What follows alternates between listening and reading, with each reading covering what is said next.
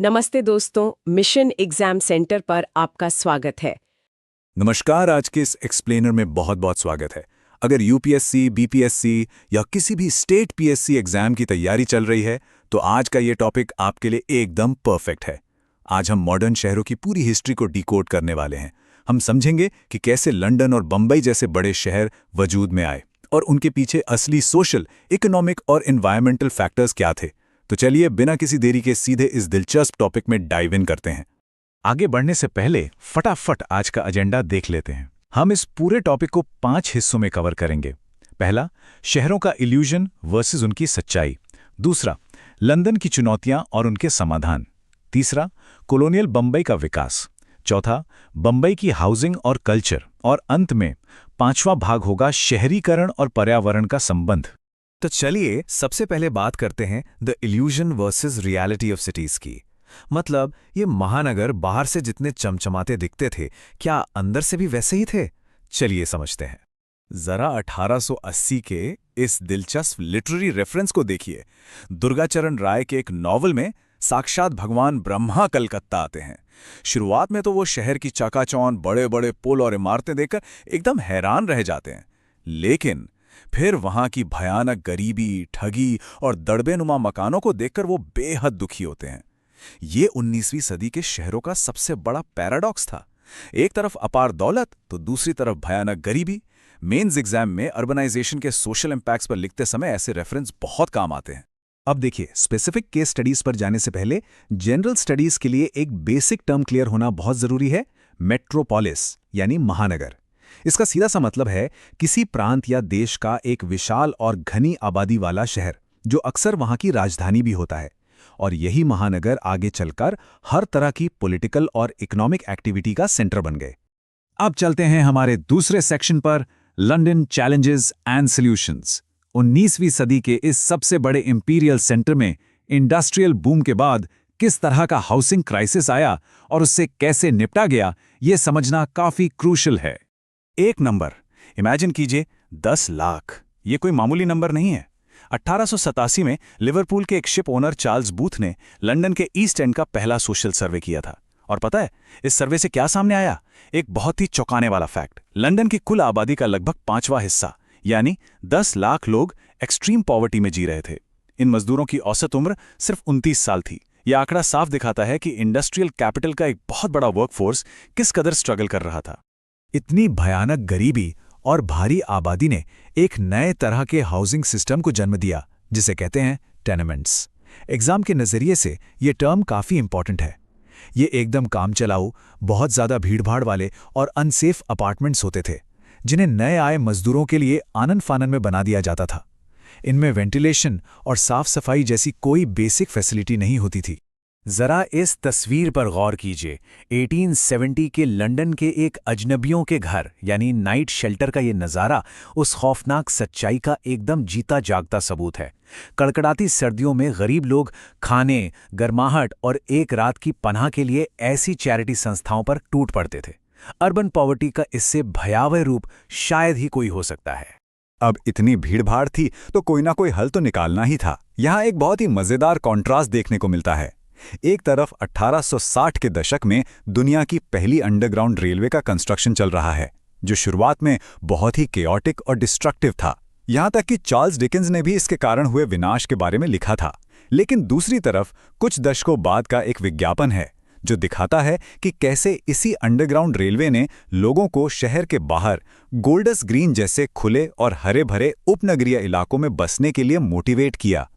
और यहीं से एंट्री होती है एक और शानदार कॉन्सेप्ट के, जो प्रीलिम्स में काफी बार ऑब्जेक्टिव क्वेश्चन के रूप में पूछा जाता है, garden city. Architect Ebenezer Howard ने ये बागों के शहर का आइडिया दिया था। ये एक ऐसा शहर था जहां पेड़ पौधों की भरमार हो और जहां लोग एक बहुत ही हेल्दी एनवायरनमेंट में रह सकें और काम भी कर सकें। शहर की घुटन को दूर करने का ये एक बेहतरीन तरीका था। चलिए वेस्टर्न सिटीज को समझने के बाद अब अपने तीसरे सेक्शन की तरफ बढ़ते हैं, ग्रोथ ऑफ कॉलोनियल बॉम्बे। इसका डेवलपमेंट पूरी तरह से ब्रिटिश ट्रेड इंटरेस्ट्स के इर्द गिर्द घूमता था। अब ये जो टाइमलाइन है ना, इसे तो स्टेट पीएससी और यूपीएससी दोनों के लिए बिल्कुल पक्का कर लीजिए। 1819 में बंबई को प्रेसिडेंसी की राजधानी बनाया गया। 1854 में पहली सूती कपड़ा मिल लगी जिसने हजारों प्रवासी मजदूरों को अपनी तरफ खींचा।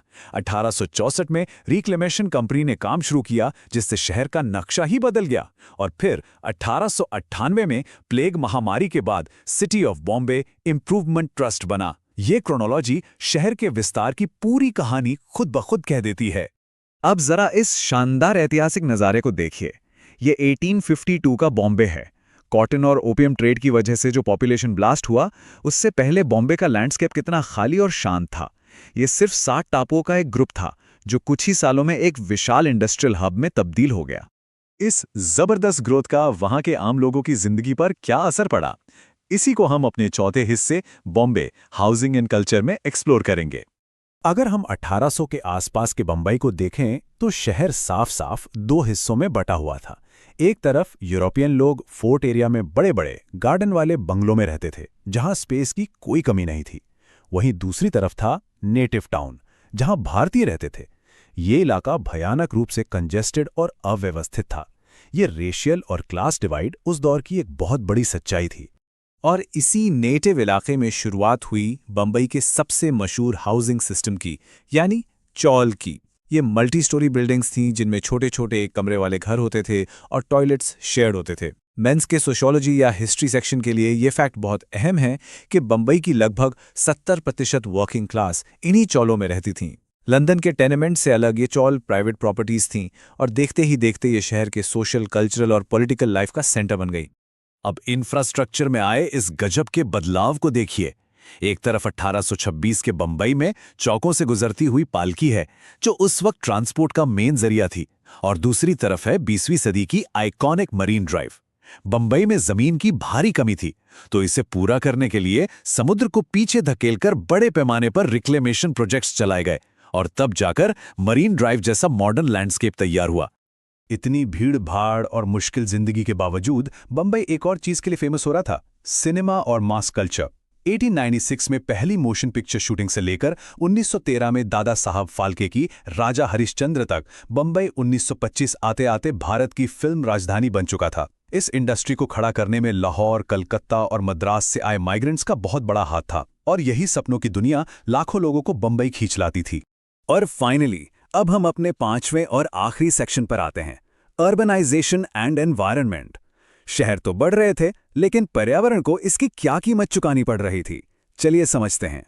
1847 के लंदन का ये नज़ारा इंडस्ट्रियल रेवोल्यूशन का एक बहुत ही डार्क साइड दिखाता है। कोयला जलाने वाली फैक्ट्रियों ने पूरे शहर को एक जहरीले धुएं और काले कोहरे से ढक दिया था।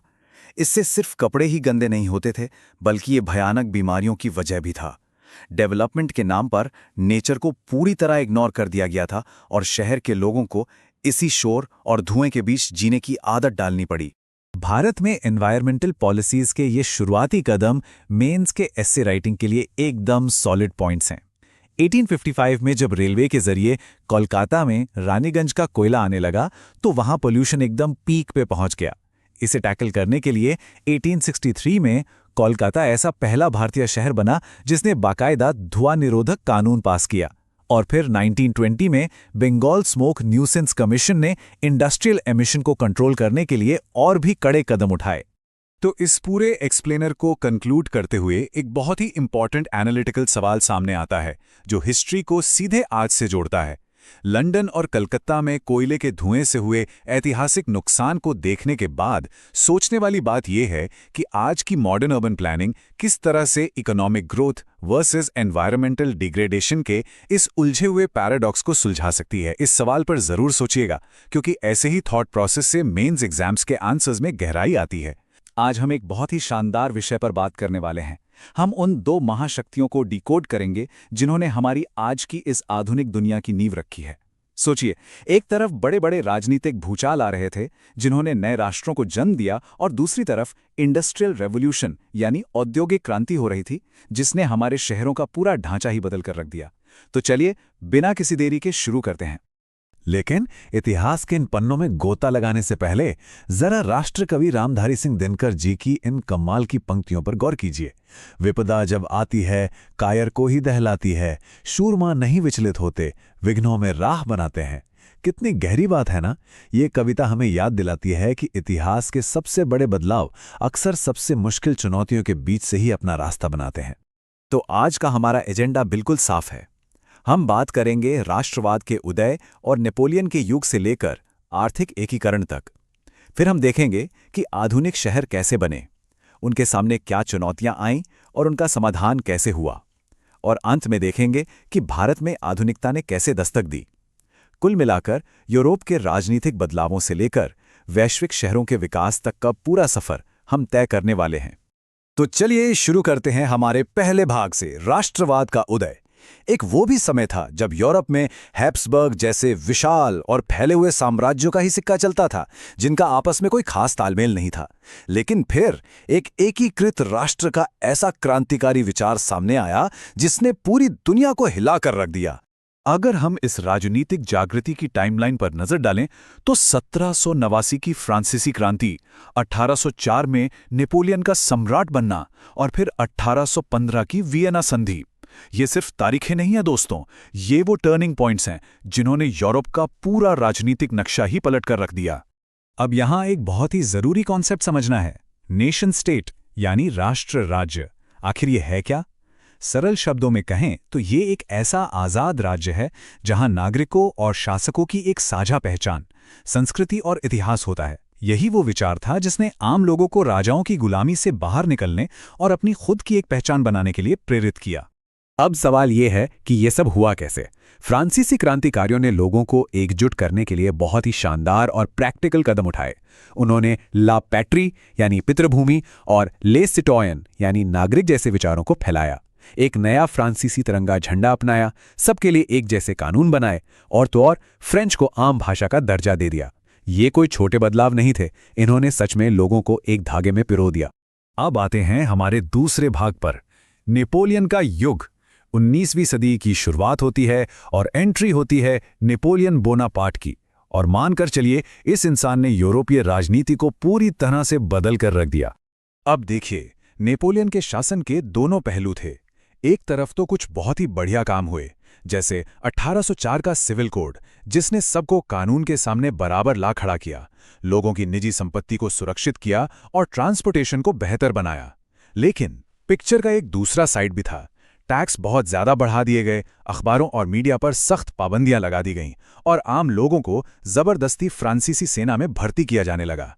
लेकिन जैसा कि होता है, हर ताकतवर दौर का एक अंत होता है। 1815 में वाटरलू के युद्ध में नेपोलियन की हार हुई। ब्रिटेन, रूस, ऑस्ट्रिया और प्रशिया की ताकतों ने मिलकर उसे हरा दिया।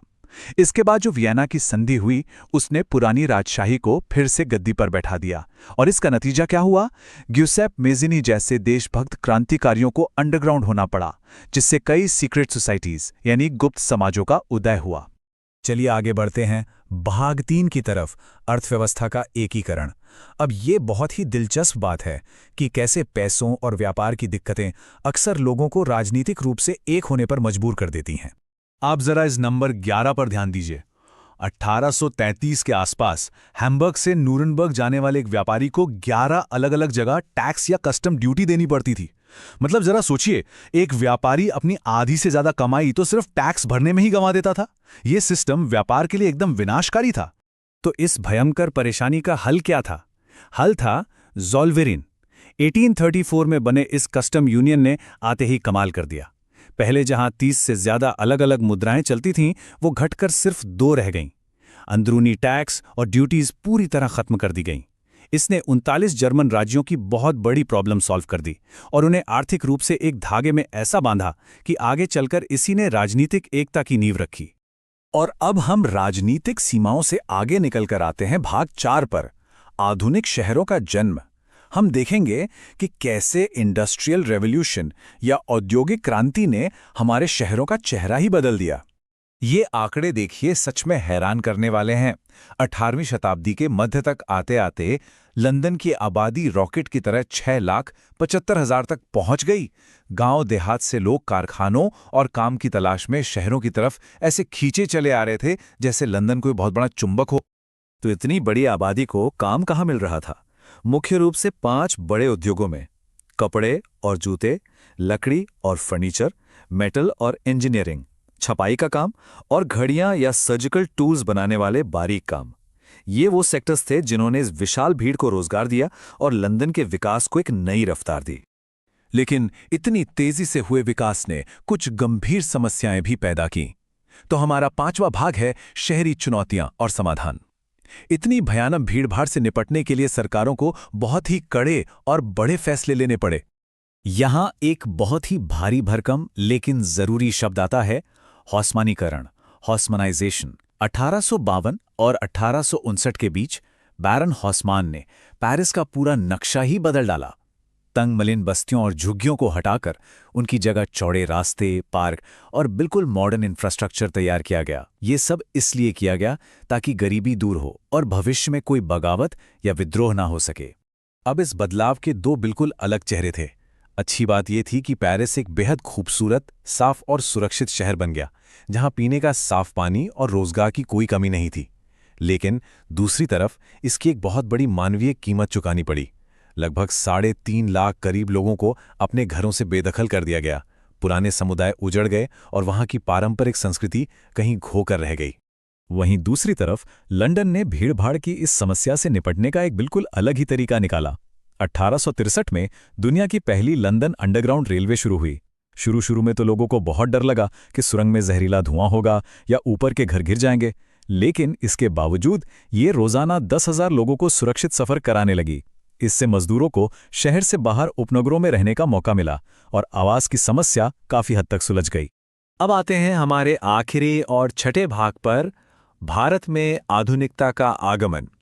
ये देखना बहुत ही दिलचस्प है कि कैसे यूरोप से शुरू हुए ये राजनीतिक और औद्योगिक बदलाव अंततः पूरी दुनिया और खासकर भारत तक पहुंचे। तो यहाँ एक सवाल दिमाग में आना बिल्कुल लाजमी है, भारत के शहरों ने इस भारी और आधुनिक बदलाव पर कैसे रिएक्ट किया? मुंबई और कलकत्ता जैसे बड़े और व्यस्त शहरों पर इसका क्या असर हुआ? चलिए इसे भी समझते हैं। अगर हम शुरुआती दौर के सिनेमा को देखें तो बम्बई की एक बहुत ही दोहरी तस्वीर नजर आती है।